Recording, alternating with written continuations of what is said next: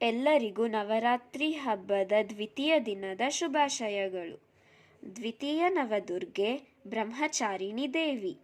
ಈ ದೇವಿಯನ್ನು ಪೂಜಿಸುವ ಶ್ಲೋಕ ಹೀಗಿದೆ: ದದಾನಕರ ಪದ್ಮಾಭ್ಯಂ ಅಕ್ಷಮಂಡಲಕಮಂಡಲಃ ದೇವಿ ಪ್ರಸೀದಾತು ಮಾಯಿ ಬ್ರಹ್ಮಚಾರಿಣಿ ಅನುತ್ತಮಂ. ಈ ಶ್ಲೋಕದ ಅರ್ಥ: ಪಾರ್ವತಿಯು ಈ ಅವತಾರದಲ್ಲಿ ಬಲಗೈಯಲ್ಲಿ ಜಪಮಾಲೆ ಮತ್ತು ಎಡಗೈಯಲ್ಲಿ ಕಮಂಡಲವನ್ನು ಹಿಡಿದಿರುತ್ತಾಳೆ. ಶಿವನನ್ನು ಪಡೆಯಲು ಕಠಿಣ ತಪಸ್ಸನ್ನು ಮಾಡಿದ ಪಾರ್ವತಿಯು. ಈ ರೂಪಕ್ಕೆ ಬ್ರಹ್ಮಚಾರಿಣಿ ಎಂಬ ಹೆಸರು ಬಂದಿದೆ.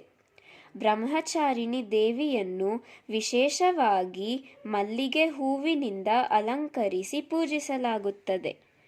ನಿಮಗೆ ಇಂತಹ ಇನ್ನೂ 7 ದಿನದ ನವದುರ್ಗೆಯರ ಶ್ಲೋಕಗಳನ್ನು ಕೇಳಿಸಿಕೊಳ್ಳಬೇಕೆಂದರೆ ನನ್ನ ಚಾನಲ್ಗೆ ಸಬ್ಸ್ಕ್ರೈಬ್ ಮಾಡಿ.